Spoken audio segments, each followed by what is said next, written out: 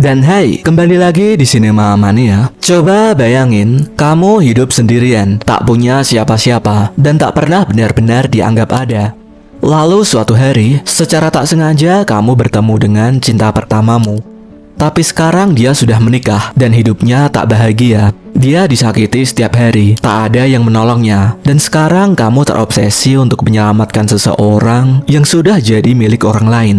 Seperti yang dialami seorang pria dalam film thriller Korea yang akan kita bahas kali ini, yang berjudul. Jadi kisah ini mengikuti seorang pria bernama Ji-hoon. Dia adalah sosok pendiam, tertutup, dan sulit berinteraksi dengan orang lain. Sejak kematian kedua orang tuanya, kini dia hidup sendirian. Sepanjang hidup, Ji-hoon tak pernah mempunyai seorang teman.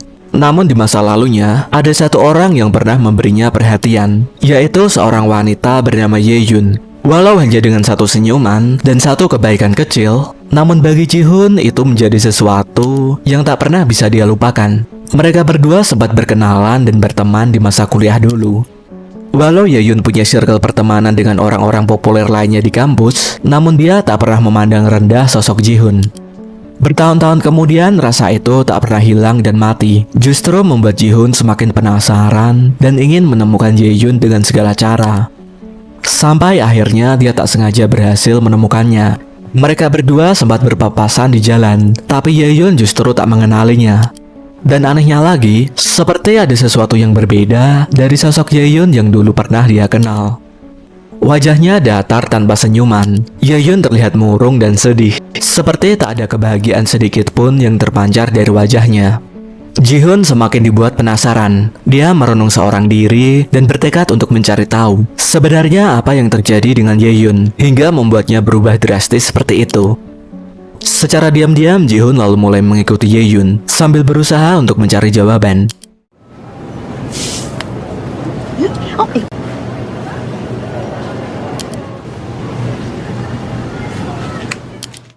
Tak cukup sampai di situ saja, dia lalu memindahkan usaha toko ikannya ke lokasi yang tak jauh dari rumah Ye-yoon. Ji-hoon bahkan sempat mengirimkan bunga secara anonim untuk membuatnya tersenyum kembali, walau pada akhirnya selalu dibuang olehnya. Sementara itu, Ye-yoon kini sudah menikah. Dia menjadi istri seorang psikiater yang cukup terkenal. Walau hanya menjadi ibu rumah tangga, tapi dia selalu menjalankan perannya dengan sempurna. Dia selalu menyambut suaminya saat pulang, lalu menyiapkan air hangat dan segera menyiapkan makanan. Tapi di balik kehidupan rumah tangga yang terlihat harmonis itu, Ye-yoon ternyata tak bahagia, karena sebenarnya pernikahannya penuh dengan kekerasan dan penderitaan.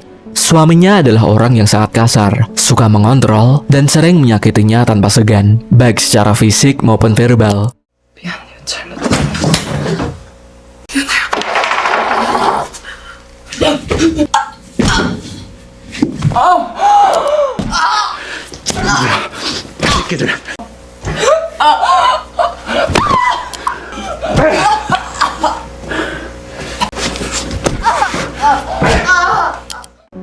Suaminya adalah seorang psikiater yang tumbuh di keluarga penuh dengan tekanan dan kekerasan fisik. Namun sekarang dia justru melampiaskan semua kekesalannya itu pada diri Ye-yoon yang lemah dan tak punya keberanian untuk melawan.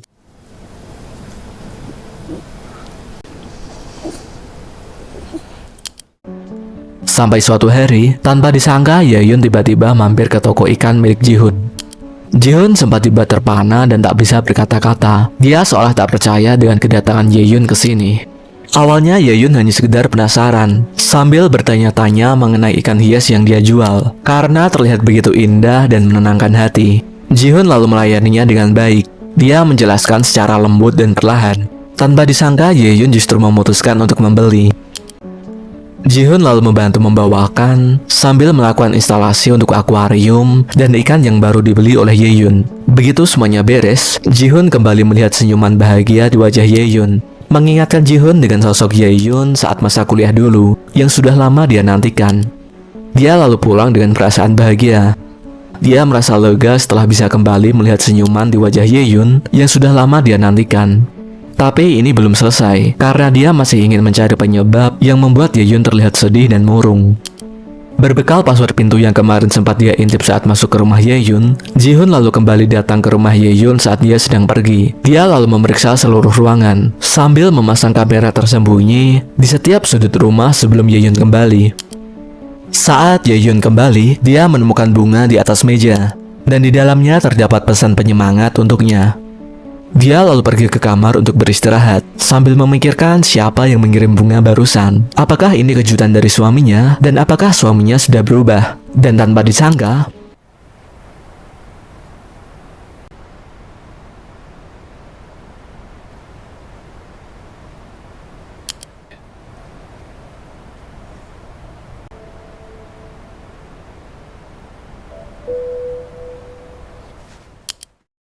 keesokan harinya, lewat kamera CCTV yang kemarin dia pasang, Ji-hoon melihat Ye-yun yang diperlakukan begitu buruk oleh suaminya. 그런 거 아니. 아로마. 아직도 모른단 말이지? Sekarang dia tahu apa yang membuat Ye-yun selalu terlihat murung dan sedih. Dia lalu kembali menyendiri di tengah taman kota, sambil merenungi semua keputusan yang telah dia ambil. Andai saja dulu dia memiliki keberanian untuk menyatakan perasaan pada Ye-yun, mungkin kehidupannya akan jauh lebih bermakna dan bahagia. Hampir setiap hari, Ye-yun selalu mendapatkan siksaan dan pukulan dari suaminya yang kejam. Tapi Ji-hoon yang sebenarnya ada di sana dan bersembunyi secara diam-diam di bawah kasur, tak berani untuk bertindak. Dia merasa dilema. Di satu sisi dia tahu jika terus seperti ini maka nyawa Ye-yun dalam bahaya. Tapi jika dia keluar untuk membantu, maka justru dia yang akan mendapatkan masalah karena menyusup ke rumah orang. Tanpa disangka, keesokan harinya Ye-yun kembali mampir ke toko. Dia datang untuk mengucapkan terima kasih karena kemarin telah membantu memasang akuarium di rumah. Tapi di momen ini dia masih belum mengingat Ji-hoon. Padahal mereka pernah berteman sewaktu masa kuliah. Mereka berdua sempat berbincang-bincang sebentar sebelum akhirnya Ye-yun lalu pergi tak lama kemudian. Ji-hoon selalu memantau Ye-yun dari kamera CCTV. Dia ingin selalu merasa dekat dengannya, walau Ji-hoon tak bisa melakukan apapun dan hanya bisa bersimpati saja saat Ye-yun diperlakukan begitu buruk oleh suaminya. Sementara itu, Ye-yun terlihat menangis dan sedih. Dia sudah tak tahan lagi dengan semua penderitaan yang dia alami. Tak lama kemudian, dia lalu pergi ke suatu tempat. Dia menyendiri sambil memikirkan cara untuk kabur dari suaminya yang jahat. Ye-yun merasa menyesal telah menikah dengan suaminya. Dia menikah bukan karena cinta. Rupanya dia terpaksa menikah dengan pria itu karena dulu ibunya sakit parah dan tak punya uang untuk berobat. Ji-hoon lalu memanfaatkan momen itu. Dia kembali menyusup ke rumah Ye-yun untuk membantu membersihkan ruangan. Setidaknya hanya hal kecil seperti ini yang Ji-hoon bisa bantu untuk sekarang. Dia lalu tiduran sebentar di kamar Ye-yun sambil berhayal dan merasakan kehangatannya. Tak lama kemudian Ye-yun tiba di rumah. Dia langsung merasa curiga saat melihat ada buku yang terjatuh di lantai. Ye-yun merasa ada orang lain di rumahnya. Dia lalu segera memeriksa. Ji-hoon terlihat begitu panik. Dia lalu segera bersembunyi karena tak ingin ketahuan. Sayangnya Ye-yun tak menemukan siapapun di sana. Dia terlihat begitu frustasi dan menganggap bahwa pikirannya mungkin mulai kacau. Tak berselang lama suaminya datang dan Ye-yun segera menyambut.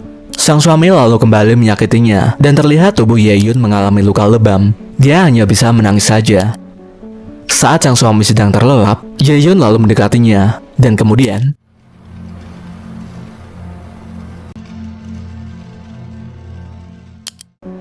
rupanya itu hanyalah imajinasinya saja. Dia tak punya keberanian untuk melakukannya. Keesokan harinya, Ye-yun mendatangi suaminya yang sedang berolahraga.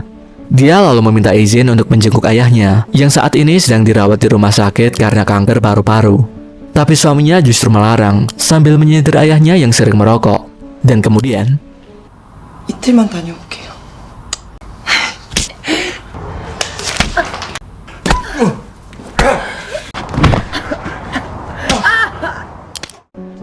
Ji-hoon rupanya ada di sana. Dia mengintip dari balik tirai saat Ye-yun dihajar oleh suaminya. Ji-hoon terlihat begitu hancur. Dia hanya bisa menyalahkan dirinya sendiri.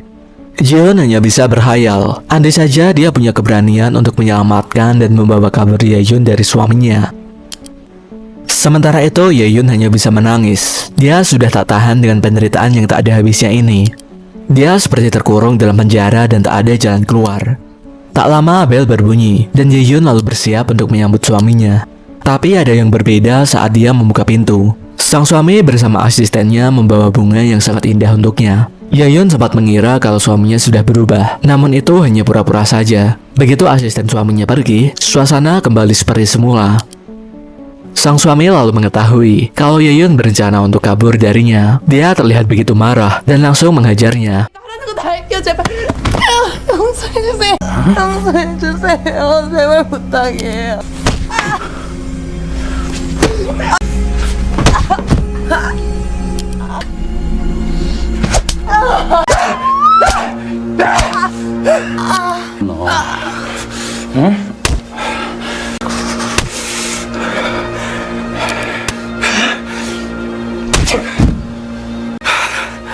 나는 형처럼은 될 수 없다고. Yaeun hanya bisa menangis sambil berharap agar suaminya segera membunuhnya saja, agar penderitaan yang dia alami selama ini bisa cepat berakhir. 듣고 있죠. 살려주세요. Jihoon yang sudah tak tahan lalu memberanikan diri dan keluar dari persembunyian. Dan kemudian 너 누구야?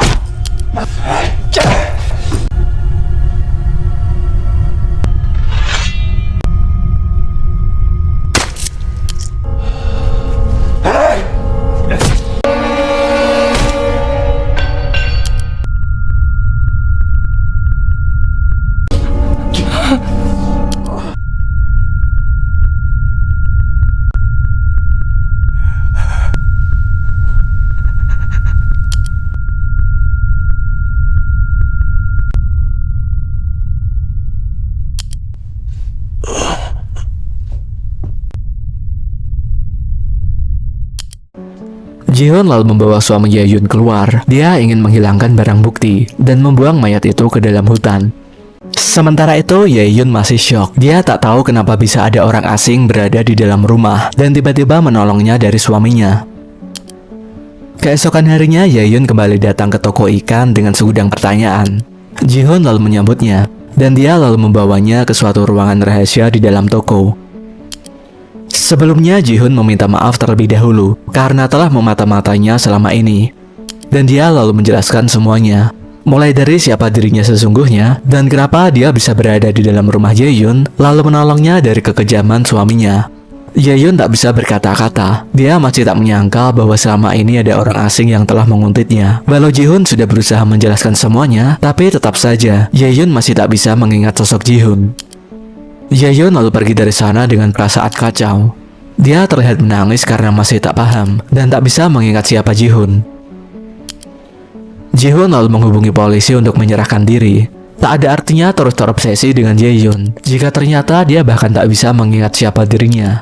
Tak lama para polisi datang dan mereka menemukan semua bukti-bukti saat melakukan investigasi. Begitu tiba di rumah, Yaeun langsung memeriksa buku perpisahan sewaktu kuliah dulu. Dia lalu menemukan foto Jihoon ada di sana. Dan di momen ini, secara perlahan Yaeun mulai mengingat sosok Jihoon. Yaeun lalu segera berlari untuk menemui Jihoon, guna mengucapkan terima kasih dan meminta maaf, karena sekarang dia sudah mengingat semuanya. Namun sayangnya saat sampai dia terlambat, karena para polisi sudah terlebih dahulu membawa Jihoon pergi. Dan itulah akhir dari kisah ini. Film ini mengajarkan kita untuk jangan pernah mencintai seseorang yang tak sepenuh hati, karena terkadang obsesi justru bisa menjadi duri yang bisa melukai hati. Jangan lupa like, share, dan subscribe biar kalian tak ketinggalan kisah-kisah seru lainnya. Terima kasih dan sampai jumpa.